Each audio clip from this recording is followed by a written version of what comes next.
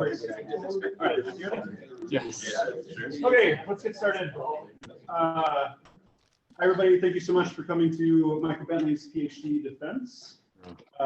Michael and I have been working together since, so I'm Alan Kuntz, Michael's primary advisor. We've been working together since January of 2020, which is when I arrived at the U. So Michael was my first PhD student, which comes with some challenges, I know. And additionally, January 2020 was a couple months before a particularly challenging time to be a PhD student as well. And so in addition to building robots in his garage, which he did during the shutdown, he also fulfilled the role of a lot of the first PhD students in my lab. So he helped me establish infrastructure, build a culture. As I got subsequent graduate students, he acted as a senior graduate student well before his time, what he would have done otherwise. And Michael came to me from a different research group, from Ganesh's research group prior, and his research interests and my research interests aligned when I got here, and so that's why we came. So it's been a wonderful few years, and Mike's going to tell you about his work with me. So go for it. Okay, thank you very much. Turn this on. All right, so this presentation is called Faster and Safer Motion Planning of Continuum Robots via Efficient Physics-Based Force Models. So robots are pretty awesome, and we want to use them in medicine. Here we have a very sick puppy that needs some help. So the need for surgeons and medical practitioners in general is increasing faster than we're filling roles. In 2040, there's a projection that we're going to need 34 to 48% more surgeons than we're projected to have at that time. So as a roboticist, I like this challenge. We want to create robots and tools that can assist existing practitioners and future practitioners. We're not seeking to automate or replace. I do not believe we're close to getting anywhere in the safety realm or trustworthy realm of actual medical doctors. So we want to enable tools and assistance for the experts to be able to do more with what they have. And we can potentially improve some aspects, alleviate some of the cognitive strain on these clinical practitioners. So for example, a robot could automatically avoid collisions, and then the clinician can actually focus on the intervention and not have to worry as much about damaging the surrounding tissue, for example. So continuum robots, what's that? And so people might be familiar with this robot. This is a rigid link manipulator. It's called that because it has rigid pieces that don't move, and then they move in between with joints.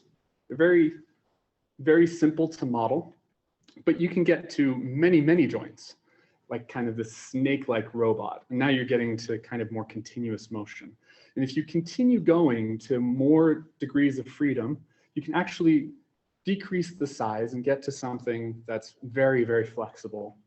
And some might say infinitely flexible, right? Because it's just a bend instead of a joint.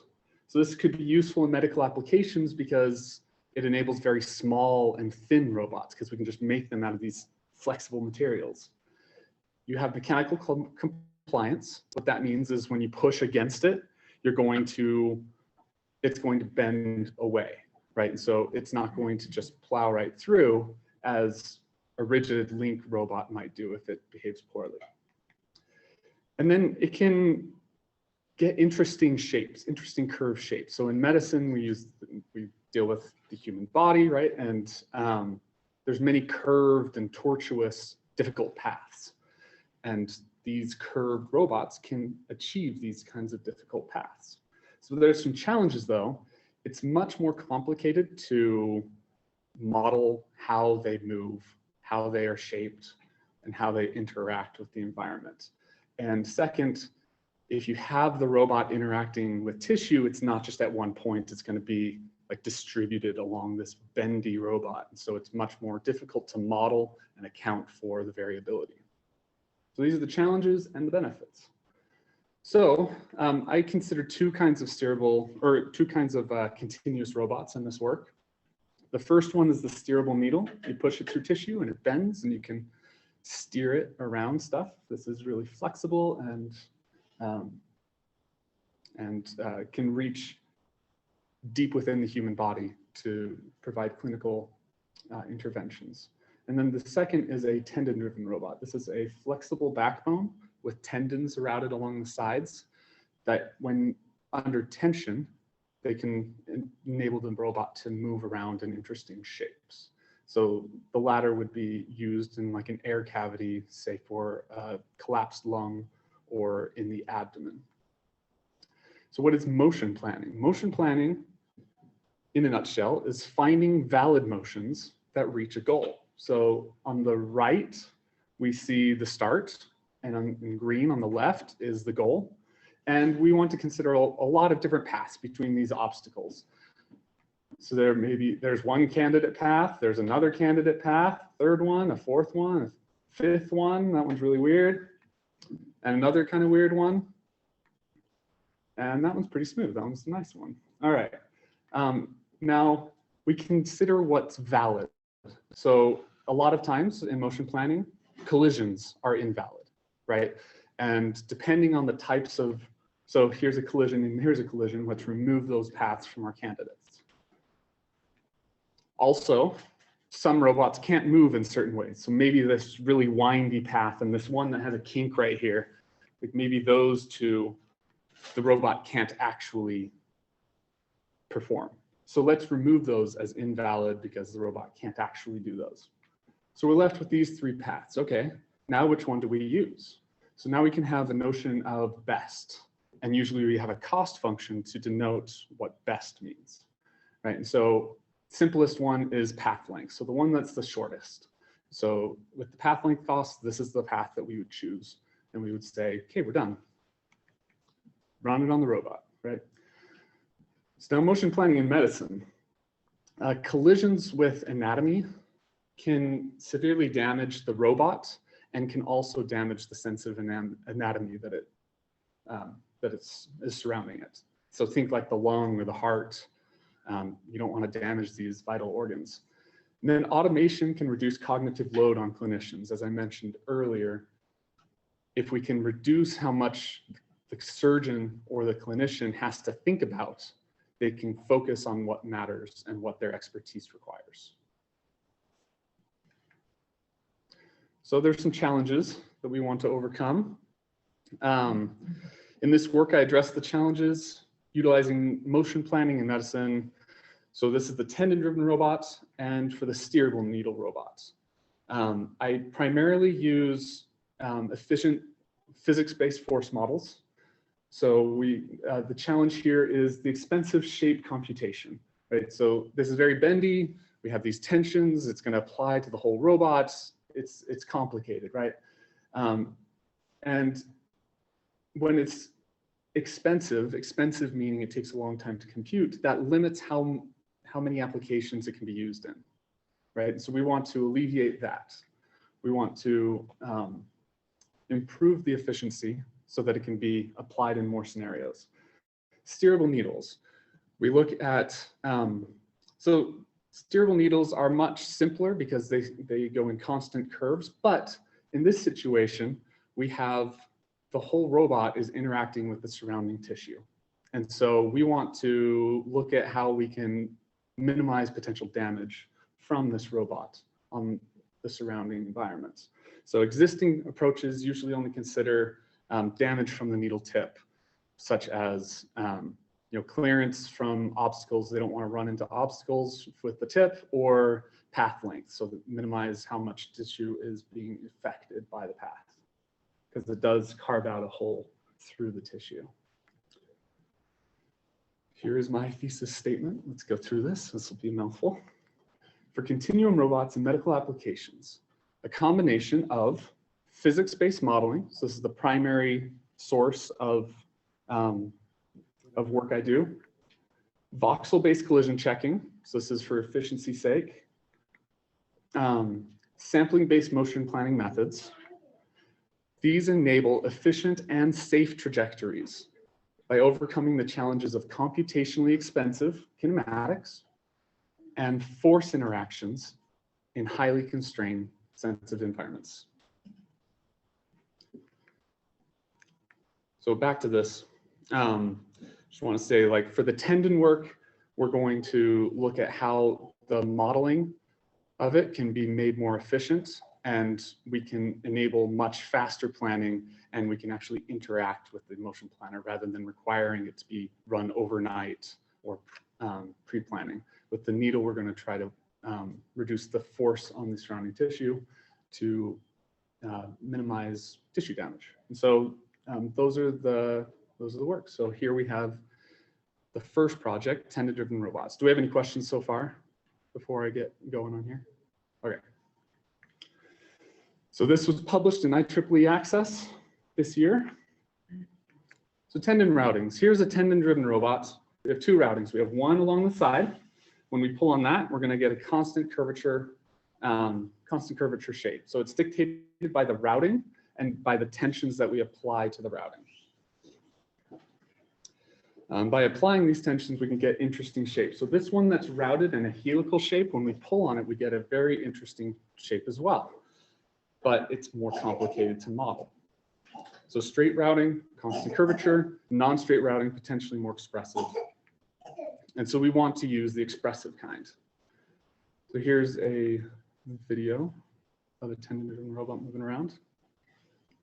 Our physical robot, 3D printed with spring steel rod inserted in the center. There's 3 straight routed tendons so that it can curve in circular arcs in all directions. And then there's 1 helical tendon. And with these 4 tendons, we can get very interesting and expressive shapes. However, kinematic modeling is still computationally expensive.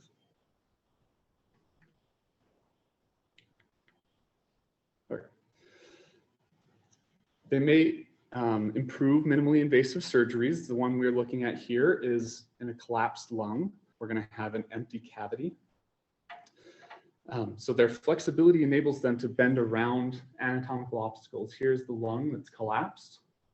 And here we can see highlighting the region that's empty free space, and that's where the robot will be. And so this robot can get expressive shapes and can go around anatomy and can do so with compliance if it accidentally runs into the surrounding tissue. And the hope is a clinician is going to guide this robot where he wants to investigate things. He'll have a camera on the end, and we'll be able to explore the environment better than with existing tools. And we're going to automate the collision checking so that that can be not a headache for him. All right, so to give some context, we compare some forward kinematic times of our tendon-driven robot against a rigid link robot right here. So this rigid link robot, it's about like 10 to the minus 7, like 1 to the 0.1 microseconds, I guess, 100 nanoseconds. Whereas the existing state-of-the-art for tendon-driven robots is about 1/3 of a second. So, you know, that's 3 million times slower. Quite a bit slower. Big challenge, right? So we're going to look at some related work. Here is a work by Rucker, and this is the basis for my kinematic modeling. He models the forces of the tendons and the backbone. We'll go over that before I go into my modifications to his method. There's other works that, so this is a recent work from 2018 that takes a robot that has springs, and so it's not quite continuous, but it behaves pretty much. And this one is even still very complicated to model, even though it's only straight routings with these springs, right? So it's a hard problem. This work solves the problem in an interesting way with arbitrary routing, but only handles 1 tendon. It does a geometric approach and puts it in an optimization loop. And then this last one, we are inspired by this is for a different type of continuum robot. We are inspired by the way they do their planning with pre-computation. And so we leverage that similar idea. What differentiates our work is with their work with their pre-computation, they have the anatomical environment so they can get a full map of the environment before they go and plan. We're going to do it without knowing the anatomical environment beforehand. So here's what I'm considering as a tendon-driven robot. Here's a simulated robot that has 3 tendons, 1 straight routed and 2 helical ones. You pull on the tendons and it moves. And then I also consider rotating about the base. Notice the tendons also rotate, so it's the whole thing rotates. And then extending into the environment. We envision there's a sheath around the robot, and as maybe a robotic arm is holding it and inserting it, it's constrained at that insertion site. And so you can get some interesting behaviors with changing the length of the robot. So here's a summary of the contributions of this work.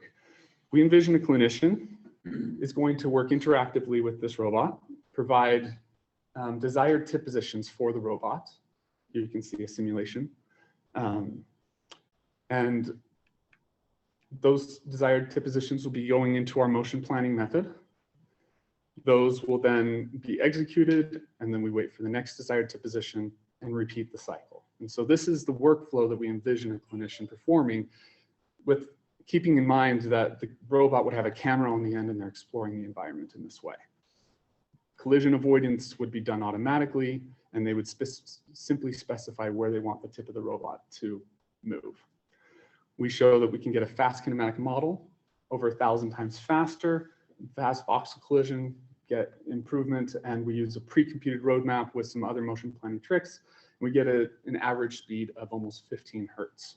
So this is great news. So this is the result. We get about 17,000 times speed up versus current state-of-the-art approaches. So let's go into the actual math, shall we?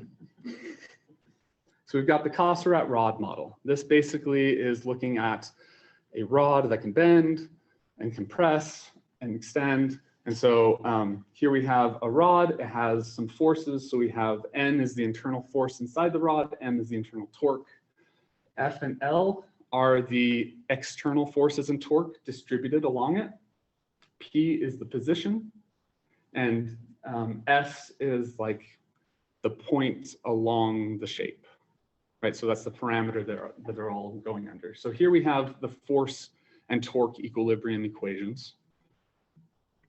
And this is just Newton's laws of motion.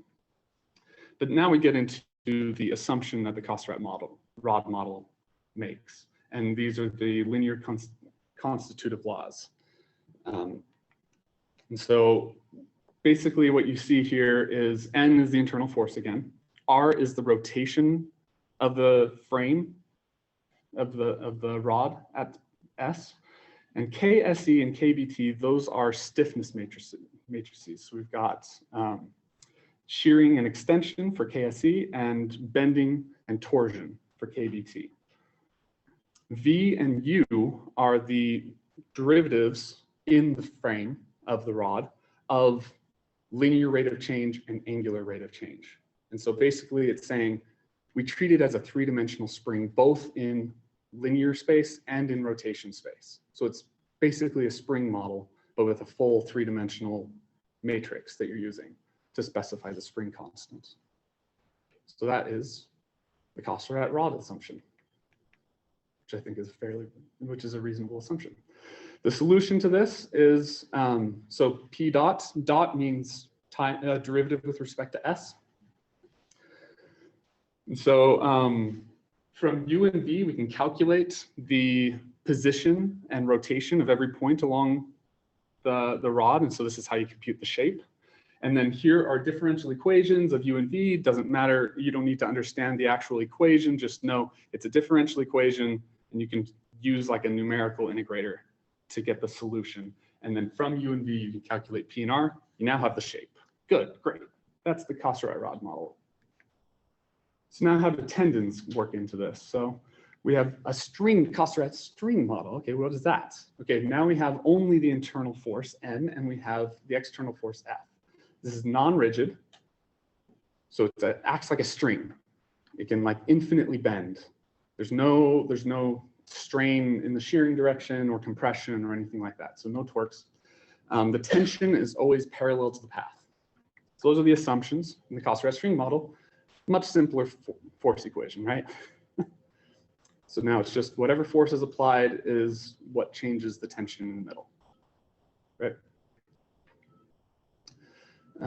So now we want to combine these two together. So the tensions on the strings are going to interact with the backbone, right? So here's the backbone. Here's a string routed around the backbone. And R is like the relative distance from the backbone to the point on the string. And so here is the position along, this is the center line position of the ith tendon. So it's relative to the backbone of the robot. So the assumptions here, we're going to assume no friction. This is again, previous work, this is background. This implies constant tension. So along the entire path, we're just going to have a constant tension, just the direction changes. And the position of where the tension is changes, and that's all that changes. And for any shape, the distance, this r, is constant from the backbone to the position on the tendon. So those are the assumptions made in this combined Kosterets rod and string model for the tendon robot. Okay, so this tendon is going to, as I said, the tension is just going to change location and change direction. And those are actually what we use to calculate the F and L, the force and torque externally on the rod. And that's how we compute the shape. And so the solution is this thing with A, B, G, and H. Here we have the stiffness matrices. A, B, G, and H are functions of like the force and the length and a few things like that. But they don't have U and V in them at all, right? D and C are also functions of those values, but they have U and V in them. So this is a linear, well, it's a nonlinear ordinary differential equation. And so you can use numerical solvers to solve it. And so this was the prior state of the art before this work. Each step you solve for the 6x6 matrix, you have to like invert it and solve the linear equation. And you integrate, as you integrate every step on the integration, you do this linear solve. So you have to do this is a boundary value problem. The known boundaries are at the base. We know the position and the orientation of the robot. And at the tip, that's where the strings are attached. And so we know the forces and torques based on the tensions of the strings. And so we know that boundary condition. The unknown boundary conditions are the linear and angular rate of change at the base, at the bottom of the robot, and where the tip of the robot is located. Those are the unknowns that we have. If we had both knowns at one of the points, we could just integrate in one direction and be done. But since we know some of the conditions at one point and some at the other, that makes it a boundary problem, and you have to integrate multiple times in this optimization loop. It's quite a bit more expensive, but it's doable. Right, so the problem here is that boundary value problem solvers are slow because you integrate many, many times. Each integration step is going to have a linear equation to solve. So the steps are you make an initial guess, you have an optimization loop inside the loop, you integrate toward the other boundary. So you make a guess of the missing boundary values, integrate to the other boundary, you're going to have an error, you calculate the error, and then you update your initial guess and try again. And you keep doing this until your error at the end is not so bad, or until it doesn't update anymore. Anyway, so again, this is the equation that we're trying to solve here. And so our solution here is we want to turn this into an initial value problem. We want to solve for all of the conditions at one of the points. The way we do that is we assume that there's no external load. So there's no forces acting on this robot besides the tendons. This enables us to have a force-torque balance equation at the base of the robot if we consider the entire robot as a single body. And then we have these tendons that are going to perform forces on that single thing. So you're just looking at the interaction between the base of where the robot is standing and the robot itself. You can calculate the internal force and torque if you know this P dot of B. That's basically like how the tendon's position is changing with respect to S. So it's the tendon's rate of change, right? And you can calculate those from U and V of the backbone. And so what we have is U and V. We can calculate, if we have U and V, we could calculate this P dot. If we have P dot, we can calculate N and M. If we have N and M, we can calculate B and U. So it's kind of this cycle, right? So we make a fixed point algorithm where we just guess at U and V. We plug it in here, plug that in there, plug this in here, just keep going through the cycle until we reach a fixed point, right? So that's, this is a very efficient method because this is done once beforehand, and then we can just integrate from the beginning to the end. We're done. This saves a drastic amount of time. So here's some results on this kinematic model. We have 4 different methods, but let's just assume that we're comparing against like the best one of these. And ours looks like the bar's missing. It's not actually missing, it's there. It's just so small that you can't see it. Here's a zoomed in view. We zoomed it in 1,700 times, right? So now you can see it, great. And this is the convergence over here. So this is like how often it actually came to an answer that, how it does that full cycle, how it came to an answer that it had small amount of error. So here, this best one was 67% and our worst one was 98%. So our method actually converges more often and is much, much faster. So 1,100 times faster comparing their best to our worst on average. So what is your worst? This. So that's average. Yes, this is an average, but it's, like how bad it's is the of tail? these two, But right? how bad is the tail? Okay. Like what's your slowest solve for your fastest method? I don't remember, but since it's only an full integration pass once, it's pretty much the same amount of time every time. It's not a very big distribution. But this one is theirs is quite big. So this is with retraction and only tensions. So as you remember, like pulling it in and out of the environment and having only tensions, and so I evaluated both. So here we're going to do another evaluation, and we're going to use this, sorry, this is not an evaluation. This is now collision checking. This is the second piece that we need for motion planning to avoid collisions. Mesh system. So a lot of times people will put spheres around the backbone and then collision check that to a mesh. It's not super slow, but it is pretty slow. But it's non-trivial. How do you convert like a medical image to a nice mesh environment that is still valid compared to the medical image, right? It can be done, but it's just not easy. It's non-trivial. What we would like to do is we would like to use the original voxel environments that came from the medical images. So the medical images are usually these 3D voxel objects, right? Or these 3D voxel volumes.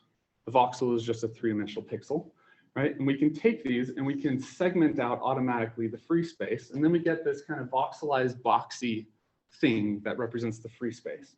We would like to use that directly rather than having to go through this process of converting it into a nice mesh. And then, yeah, that'd be much better. So now we want to convert this shape to its voxel form. Great, that works. And now it's not trivial to like convert this shape into voxels because you have to like do all the ones that are a certain distance away. It can be hard. So we're going to go a step further and we see this is just a constant radius. Let's just shrink our environment by how wide our robot is. And then we can just voxelize the center of the robot and just have a single line of voxels that represents the robot. And now we're going to plan inside this shrunken environment, and it's equivalent as far as collision checking. It saves a lot more memory because we intend to save this to disk and pre-computation, and it saves a lot in computation of the actual voxel shape. So we compare it against mesh checking. And again, ours is pretty small. These two are up here for comparison. This is comparing collision against myself using just spheres. And then this is the Ford kinematic solver, our method. There you can see the distribution, right? So maximum, I think, was like 0.5 milliseconds. So our method is no longer the limiting factor in motion planning because you have to do FK, self-collision, and then check collision against environments. It's now pretty much negligible in comparison. And again, we're going to zoom into that. It's 30 times, and we can see it's like 0.025 milliseconds. Much, much faster. So 28 times faster. That's great, right? We also want to grab the volume. This is the shape of the path of the robot between two configurations, called the swept volume. As the robot moves from one configuration to another configurations, what are all the voxels it passes through? So we just subdivide it into a bunch of configurations. We voxelize those center lines, and then we just union them together, right? And that makes this swept volume shape. But we did something extra. Since we're in a voxelized environment, we already have a notion of like a smallest distance. So let's use this to dynamically determine how to discretize these configurations instead of just choosing a really small number and doing it constant. So we do a dynamic approach. We recursively subdivide the interval of configurations, and we stop based on the criteria of the size of the voxel. If the difference is no bigger than a voxel along the whole path, no need to subdivide again.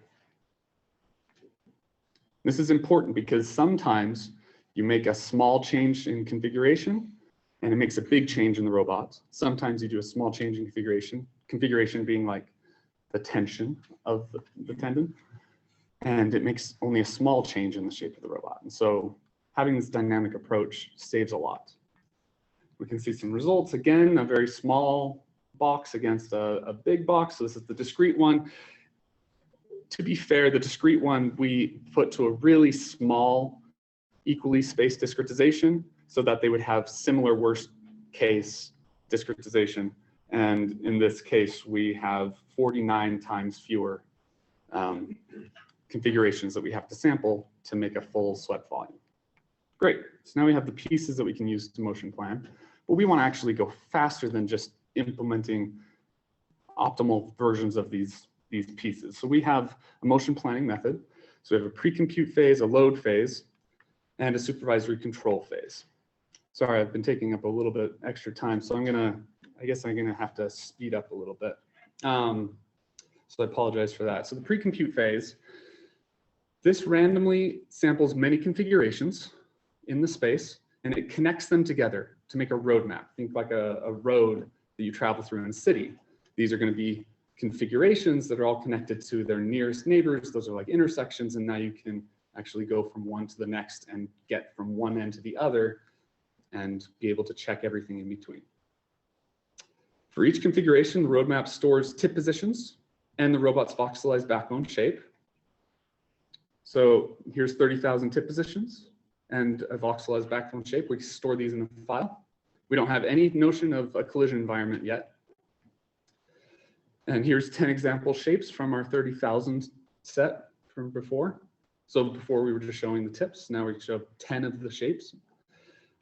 For the edges connecting configurations in the graph, we pre-compute this voxelized swept volume. And then the roadmap pre-computation is done without knowledge of the anatomical environment, as I previously mentioned. Phase 2, this is the load phase. So in the load phase, this is where we're given the anatomical environment. We can load in our pre-computed roadmap. In our example, we have 30,000 vertices and 570,000 edges. And at this point, we can now prune away the ones that are in collision. So we prune away all the vertices, all the edges that collide with the environment. And we do one more step. We prune away all vertices that are unreachable from the main connected component. So we want to ensure that our graph is one connected component, which is a fancy way of saying from every vertex, you can get to every other vertex. There's no like unreachable regions in the graph. So we segment the anatomy, we do the pruning. Here's again, an example of the segmentation. So here's the 10 example configurations. We overlay the environment, and then magically we get rid of the 5 that are in collision, and those ones fit inside of the environment, and we can connect all these shapes together. The third phase is the more complicated phase. This is actually where this is similar to that cycle that I showed earlier. We get a haptic tip position from the clinician. We perform an inverse kinematics. That's where we get the tip, where we take the tip position and we try to find a configuration that achieves at the tip position or nearby. Connect it to our graph, do graph search to find the plan, and we run the plan. Right, so clinician provides desired robot tip, we run our algorithm to generate a goal configuration, we plan, execute, and wait for the next desired tip. So our roadmap by K algorithm first finds K nearest neighbors in the roadmap to the specified goal tip position. Here we show K equals 3 neighbors as an example. We perform numerical inverse kinematics, and by this numerical method, it's simply a least squares optimization between the goal position and the forward kinematics. And so you use something like Levenberg-Marquardt, and you just do this optimization. And then from these solutions that we found from inverse kinematics, we now do collision checking of each one. So we'll do collision checking, we'll find how close it can get before it runs into an obstacle. And of those that remain, we pick the closest one to the goal. So since we did a collision check of these edges, this one is a solid edge, as you can see. That means that it has been collision checked and it is now connected to the roadmap, and it will be reachable by every vertex because it's one connected component. But we have these dotted lines, which are lazy edges. Right, so lazy edges are edge connections that may or may not be in collision. We don't know. Once the collision is checked, the in-collision edges are removed and non-collision edges are kept. But we can do planning even if we don't know if it's in collision. So the creating plan, we do A star search, which is like the Dijkstra algorithm, but includes a heuristic function to improve performance. As long as it's an admissible heuristic, we still guarantee optimality through the graph. And here we're using the path length as our optimality condition. If the solution contains an edge that is lazy, we do collision check. If it's in collision, we remove that edge from the graph and we replan starting over with A star. We keep doing this until we find a plan that's feasible. That makes sense, everyone? Good? Okay. So then the plan is executed right here on the robot, and then we wait for the next desired goal tip position from the clinician. Our planner is based on lazy PRM, which is a planner that is suitable for multi-query planning, which is this kind of a scenario where we don't know what the goal is going to be. We don't know what the start is. We want a planner that can take multiple goals and starts and be able to plan efficiently without having to start over. Okay, so we evaluate our planner against popular off-the-shelf planners in 25 manually selected goals and on 200 randomly generated 3D positions. We show our pruned roadmap for context right here. And we can visualize many of the sampled 200 positions, are far away from our existing roadmap. So our existing roadmap gets about right here, but we have positions all over the place. So they're going to be challenging for the robot to reach. So against no contributions, just off-the-shelf planners with the old kinematics, with mesh checking, everything like that. The best one was RT Connect, which is a single query planner. It's interesting that the PRMs didn't do as well. But RT Connect planned to 25 goals in 9.5 hours. We planned to 25 goals in less than 2 seconds.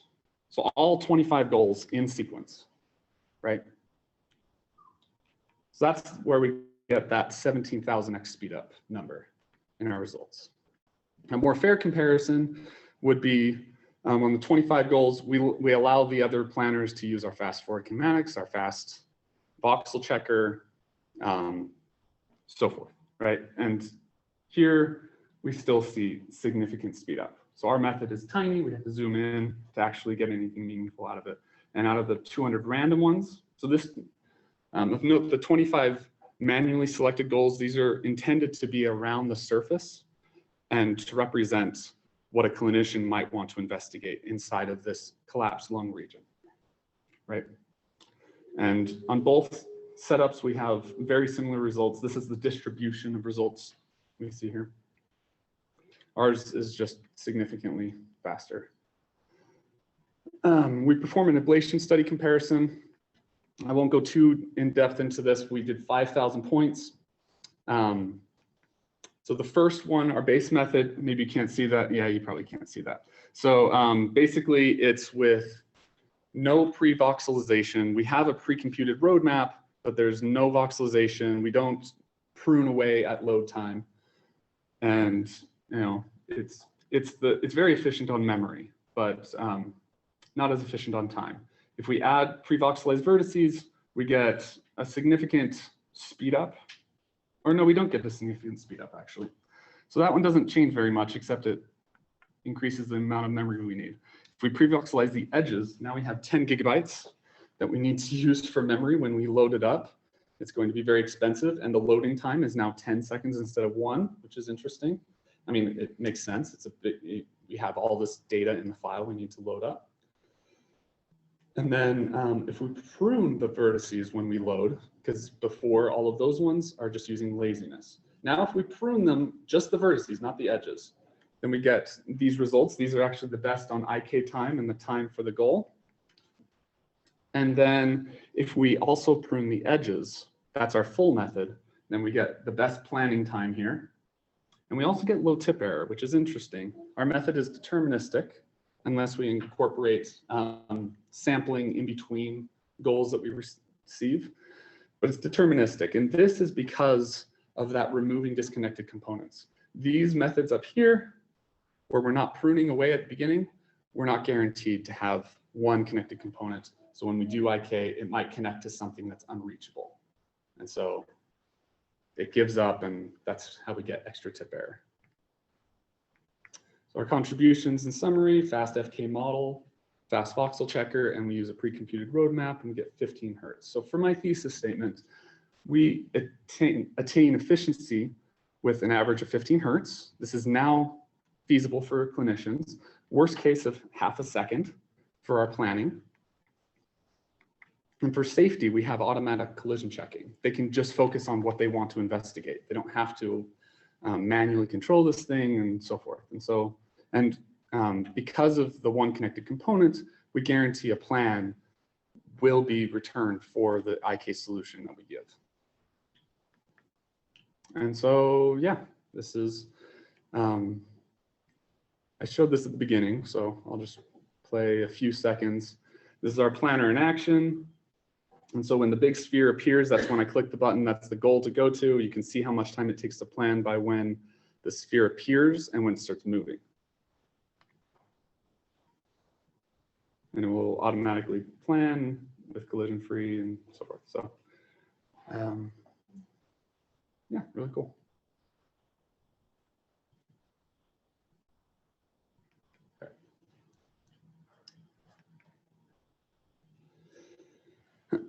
So in future work, we want to investigate doing this on the real tendon-driven robots. So this will involve calibration and system identification. We want to go to medical settings because that's our application. And the environment is never static. So the environment will move. The robots will have some uncertainty. And so we want to dynamically update our voxel environment and be able to reincorporate edges that we pruned away before. And then we want to add force back into the model. So we had the assumption that the robot is moving in free space, no external forces. We want to incorporate that back in. And it may be possible to consider external forces and maintain efficiency. And then we want to do user studies with real clinicians and get their feedback as to what matters to them. Here's just some attributions. Those are just some figures I use, so attributions. Any questions before I move on to the next project? Yes. How far do you think is this from being deployed in real world? There's considering the dynamic environment will be a considerable challenge, and then going to clinical viability, you have to do in vivo, ex vivo sort of things. You have to do studies with clinicians.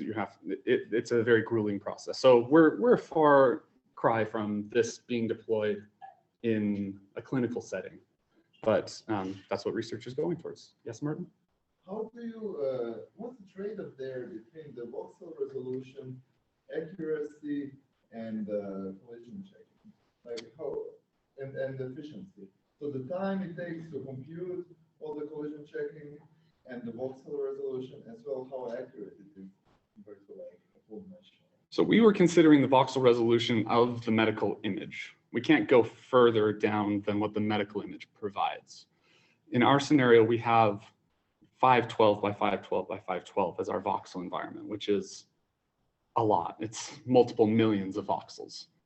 And we have one of these for each robot shape, each of the 30,000 robots and shapes, and each of the 570,000 sweat volumes, right? And so if we were to increase it by 2, then that becomes much more intense. It doubles, or it's actually a logarithmic expansion because we have it as a tree. But good question. Thank you. Yes?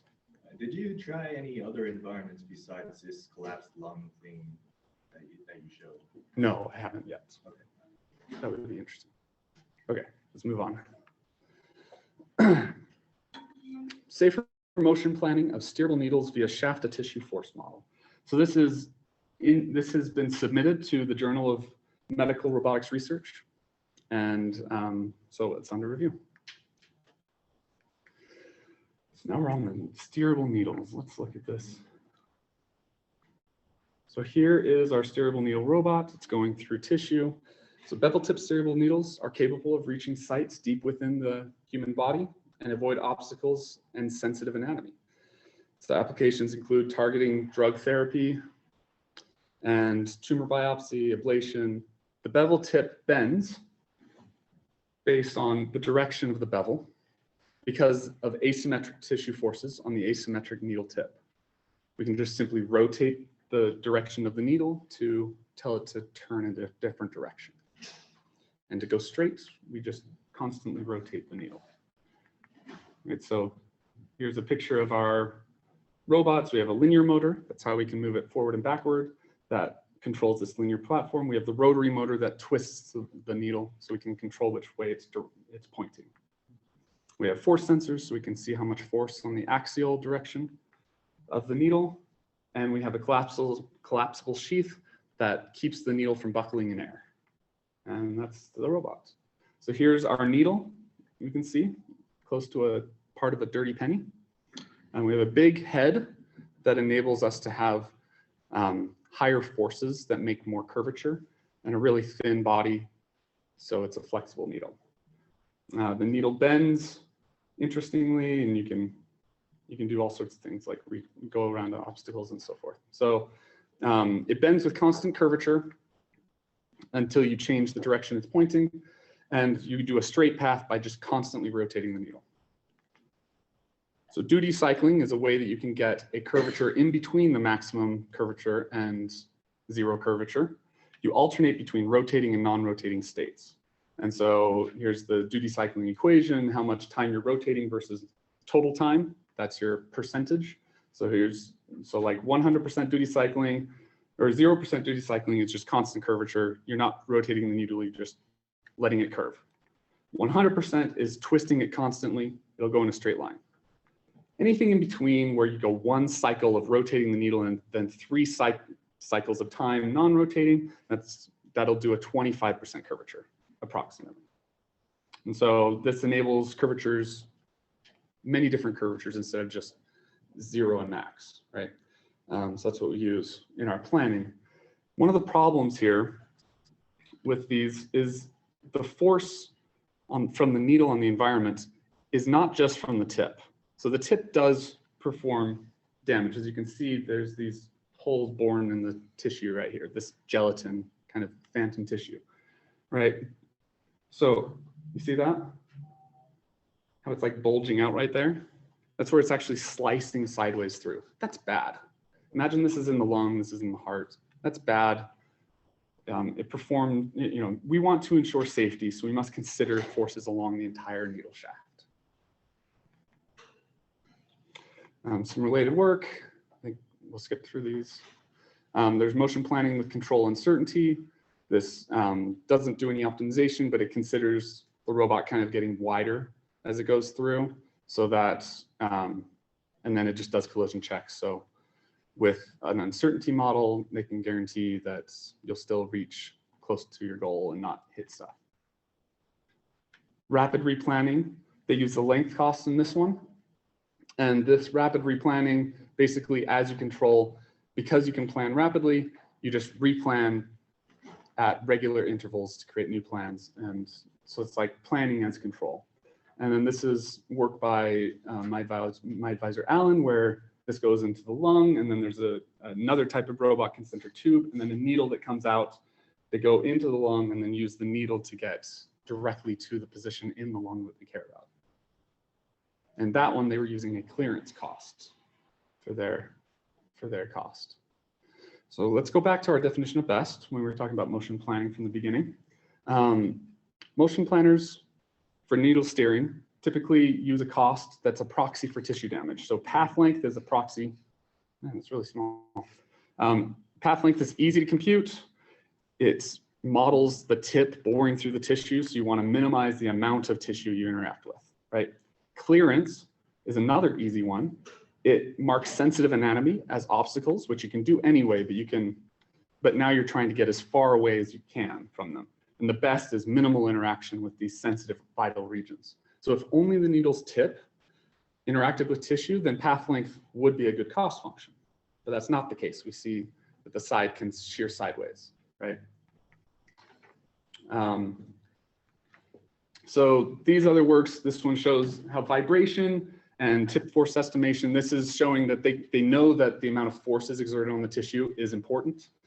They use vibrations to try to reduce it, or they try to actually model how much force is at the tip. Another modeling technique here, they try to do some finite element modeling and model the entire kinematics, and another finite element modeling technique. So it matters how much force is being put on the environment, and this has been studied. So we have our contributions of a simple and efficient force model. That's what we're going to show. A cost function based on that force model that we can use for motion planning. So this is not an expensive force model. There are finite element simulations that get much more rigorous and don't ignore as many components as we do, but they're going to be much more expensive than what we can afford in motion planning. And then we have two strategies for fitting our simple model without being able to measure directly the forces between the needle and the tissue. And we can show the effectiveness of that. So here's the cost-stretch string model, as we talked about before. Non-rigid, no torques. This is the model that I use. So we are going to, as needles get more flexible, this becomes more relevant. And so the tension is going to be parallel to the path. And this is tension pushing forward. We're assuming that the needle is going to be kept in place by the force it interacts with by the tissue. So we're assuming no shear, which is not true, but this is a modeling simplification, right? Just want to come back to this point. All models are wrong. Every model makes some simplifying assumption, but some of them are useful. And that's what we're hoping to strive for here, okay? We know that this model is not as faithful to the real physics as other models, but we hope to make something useful for motion planning. So here's a picture of a needle path. We have constant curvature segments. We have that force diagram here. Here we've split up the forces along the path into friction, and the tangential force or the normal force is what's on the tissue. And we get our force equation, and there's the magnitude of the internal needle force. So the dot, again, is how much it's changing with length. And so basically the friction is going to accumulate, and you have to push harder at the insertion to overcome friction. That's what that equation means. And then the tangential force is simply the curvature of the path at that point times how much force is being transmitted through the needle. That's how much it's pushing outwards on the tissue. This is a capstan equation, which is well known. That's like ropes around poles, which is a very old equation. It's interesting that it shows up here as well. So our friction model that we consider a constant compressive force. This is the coefficient of friction, or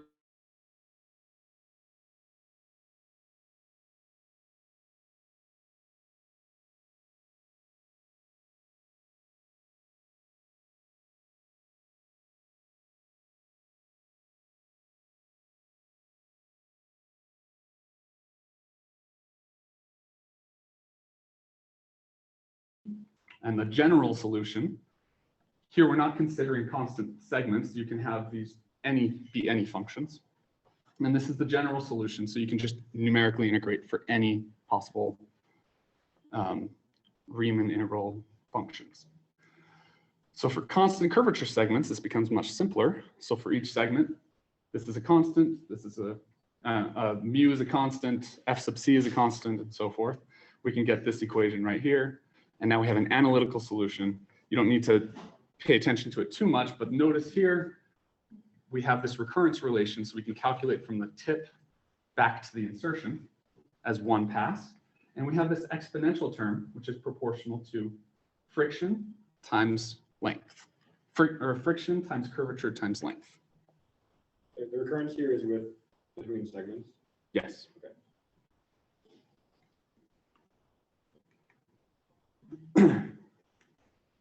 So here we assume the probability of shearing is correlated with the normal force. Here's an example of our model. So these two paths, the middle path and the bottom path, have similar length. The middle path and the top path have similar maximum curvature, because you might think curvature would be a good proxy. But this path has like 89% higher force, and these two paths have similar highest force. And so what we want to do is we want to minimize this peak right here, because that's where the adverse event would occur, right? At least that's where the model would predict. So now we do a max over this path shape, and for a trajectory, we do it over every intermediate path. That's why we have two maxes. This is an example of a bottleneck cost, where all of the cost is at this maximum point right here. And so a bottleneck cost is one where there's a max over some underlying cost function. Some properties of it is you can join two sub-trajectories together by just doing the max of the two costs. Examples are cost, obstacle clearance, or max over a cost map, and then accumulation based like length. You do the sum of the two sub-paths to get the cost of the full path, or trajectory, I should say. So like path length, or integral over a path, or a sum over a cost map. So those are some examples. So again, here's our two equations that kind of govern what's going on here. Here's an example, another example path. Here's the internal needle force. So how much force we push at the beginning has to be transmitted to the tip to keep going forward. Here's the normal force. And here's two example paths that have the same straight and curved segments. And this one has much higher maximum force than that, showing that maximum curvature early is worse than curvature late, right? So interesting results that we have here.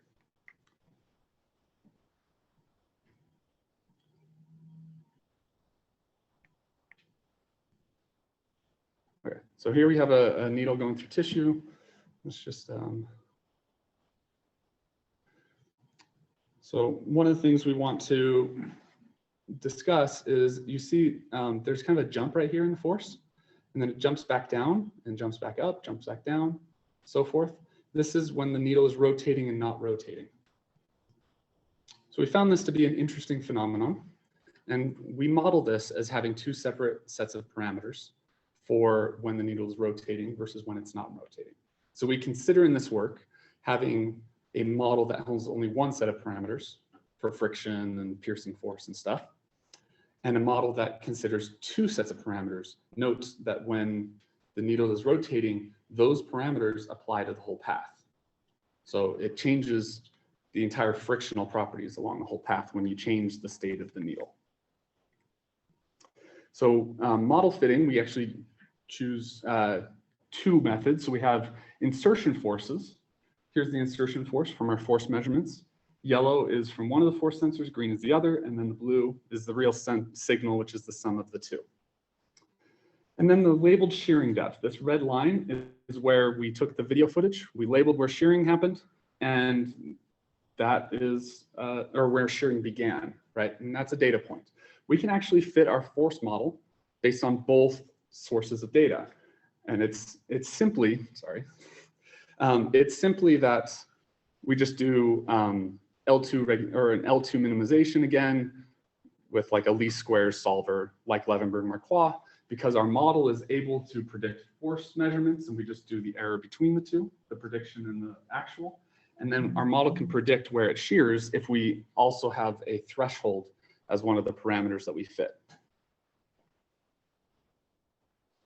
Or if we fit on shearing depths, we actually have to provide a threshold. It's an arbitrary value, and then all of the other parameters can be fit because we can predict we can predict where the shearing happens, and we can have an error versus where we labeled it, and then you just do that in a numerical optimization.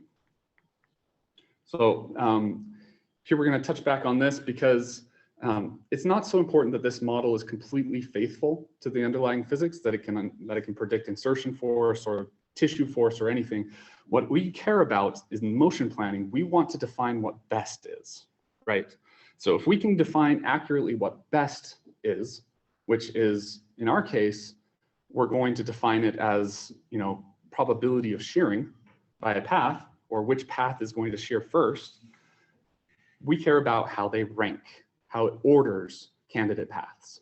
And so we're going to a correlation coefficient, which is how two variables are correlated together. So the Kendall distance, if you have two rankings of sets, the Kendall distance is a simple thing. It's just how many pairs are out of order. You just count them. That's the Kendall distance. The generalized Kendall distance adds a bunch of extra possible terms. We're only caring about this D, which is a distance or a similarity measure between the elements. So instead of just saying, oh, are they out of order? That's equally bad.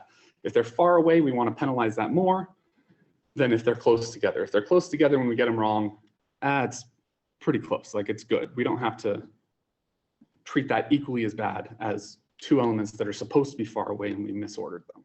Make sense? So that's the distance. So we just use the similarity weighting. So we just have that form.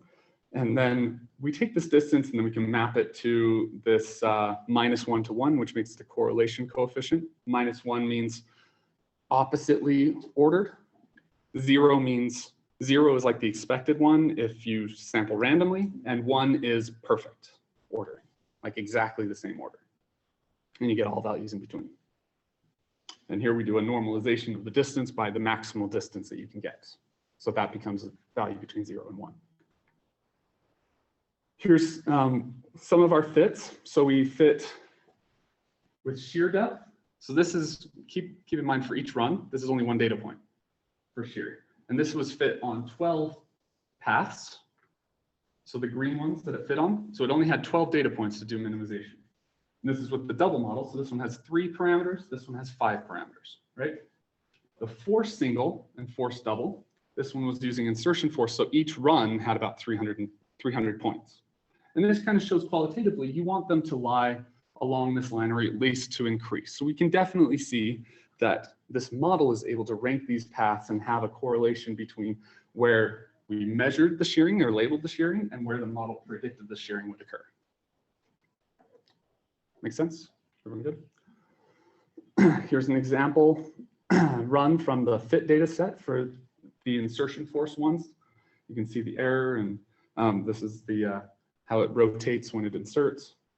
These are where it predicted the shearing would occur, and where it ends is the actual shearing occurrence. And this is showing, like, as you insert, what the tangential force is. And this is the color at which this model predicts it would shear. So later we did the Kendall-Dow correlation, but we did it on 10 random samplings of the 35 runs that we have in total. And we see how the fitting size correlates with, you know, how it performs, right? And so we see the force one, like all of them are like 0.85, 0.9. That's really good, right? And this distribution, this is the median, and those are quartiles. So, you know, 50% of the distribution is within the shaded region. And so the force ones, they become stable much earlier on. So the single one, it's almost getting really good results after just one run. The double, it takes a little while, maybe around 8 to kind of settle, and it only needs about 8 runs before it's able to rank them appropriately. The shear ones require the most amount, about like kind of 12 or so is where it stabilizes. The shear single kind of stabilizes a little later. But they actually perform better than the insertion force ones. So they require more runs because it's only 1 data point per run. So this is really, really exciting results. Here's our algorithm for planning. It's a very simple one. So here, it's just this little tiny thing over here. So if we're given any motion or sampling-based planner, like the one in the tendon work, we modify it a little bit so that if it's considering adding an edge to its graph or its tree or whatever it's using, it just throws it away if that would exceed the cost threshold. And we initialize the cost threshold to infinity.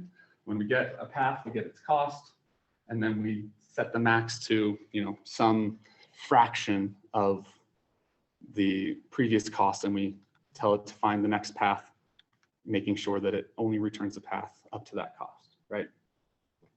So this is able to handle bottleneck costs, and yeah. So we want to compare against minimum path length. We did an environment where we randomly generated spheres. Here's our needle. So this is the first solution by 2 planners. We have a R cost function, and we have the path length cost function. So this one is the minimum length solution. This was the solution that they both started at. And then here's our solution. Ours and the minimum length, they actually look very, very similar.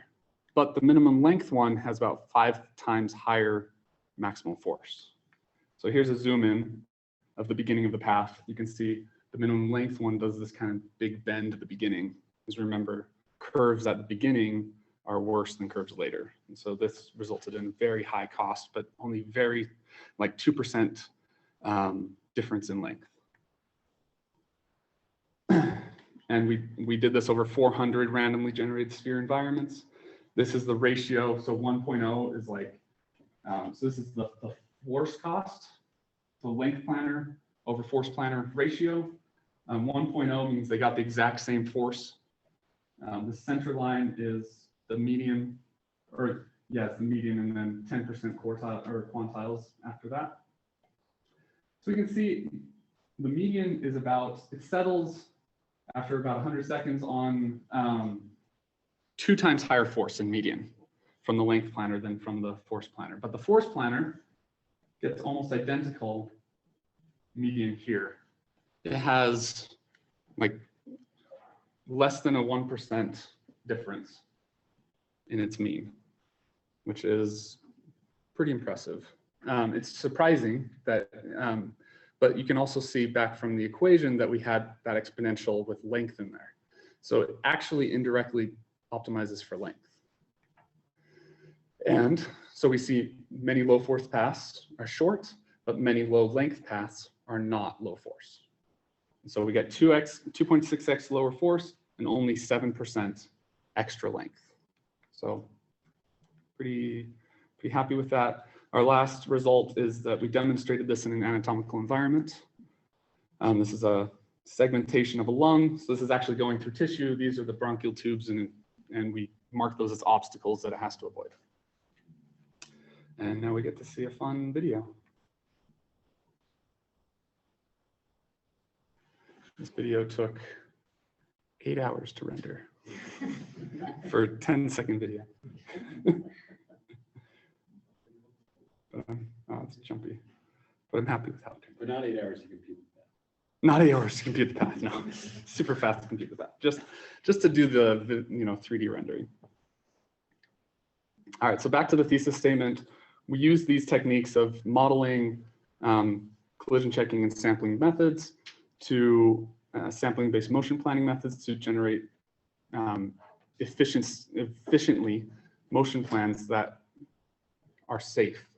And so for efficiency, we have a model that's sufficiently efficient. It's sufficient for our motion planning needs, but it's still really efficient, right? So we actually have an analytic solution.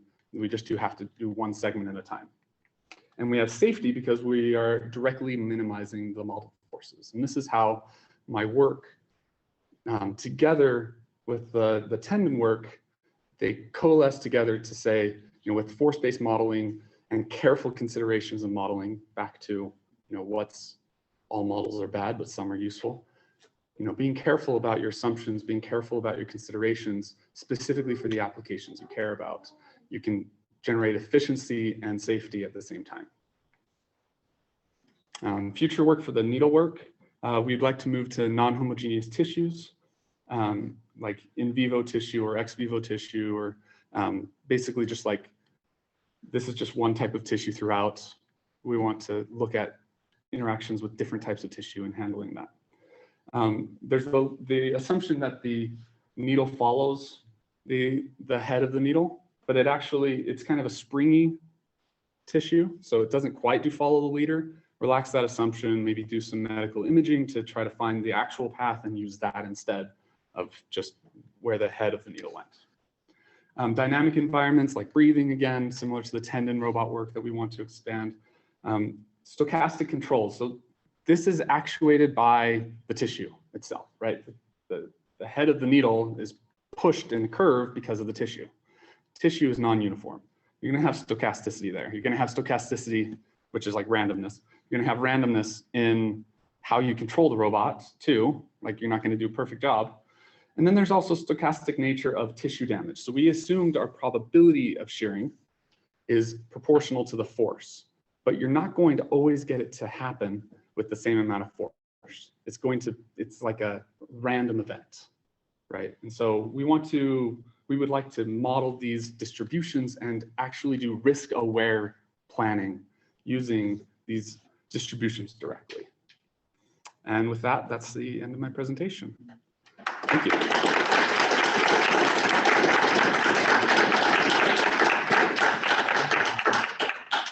Before questions, just want to thank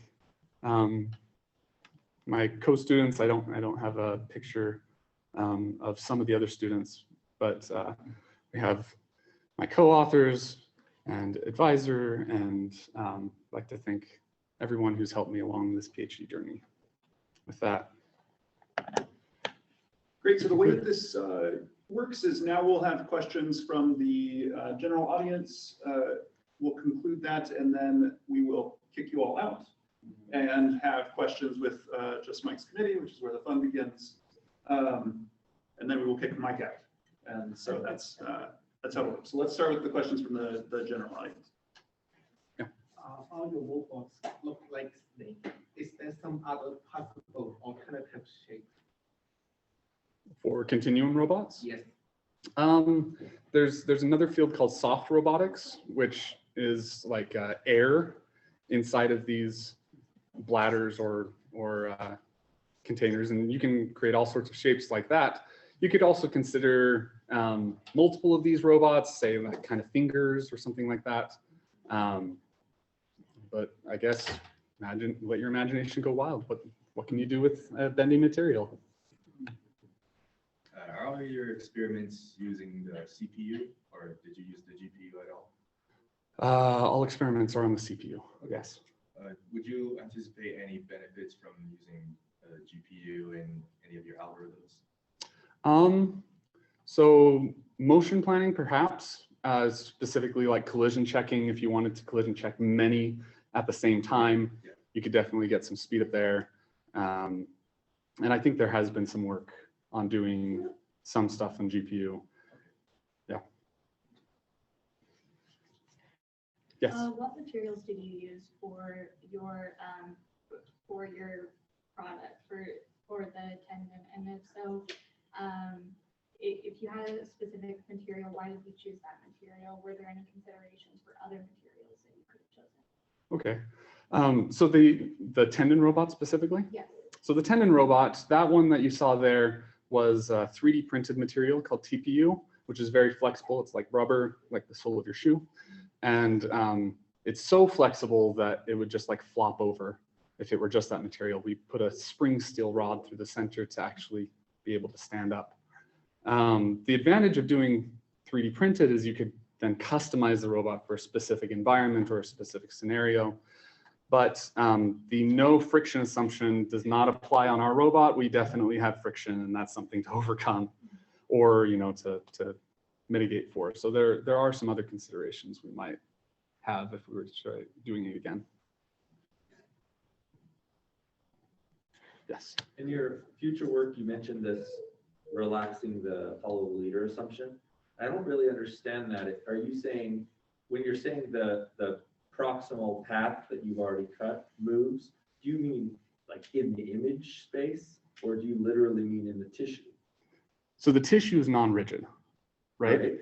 And the needle will be pushing on the tissue.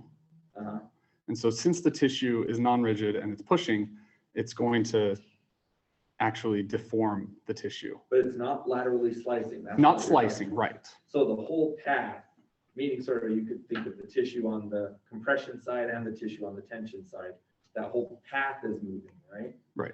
So you're not really moving relative to the tissue. You're moving relative You're moving to like the tissue. The tissue in is the moving. image frame. Yeah, the tissue is moving.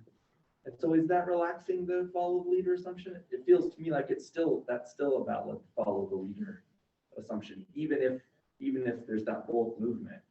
What am I missing? So the forces that we compute with our model very much depend on the curvature of the path. If the path moves, so it's going to move more where there's more force than where there's less force. So it's not going to be a uniform movement all in one direction. So it's going to actually change the shape of the needle. And if it changes the shape, that changes the curvature, which changes our force prediction, right? If we're just using follow the leader assumption, we're assuming that the full path shape is whatever the head of the needle took. But if we actually like use images to calculate the shape of the needle, we can be more accurate about the current curvature at every point. Yeah, I think I missed that kind of nuance of that the curvature is something that the shape of the trajectory is something that isn't being captured all the time, because you're doing a good job of sort of capturing those orthogonal forces in determining the shape in the first place. Or rather, with the needle work, we're given a shape and we calculate the force. With the tendon work, we're given the forces and we calculate the shape. Right. I follow, yes. Okay, thanks.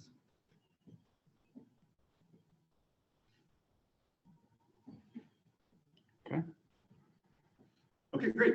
Thank you. Thank you all so much. So now, unless you are a committee member and you know who you are, we will excuse you at this point.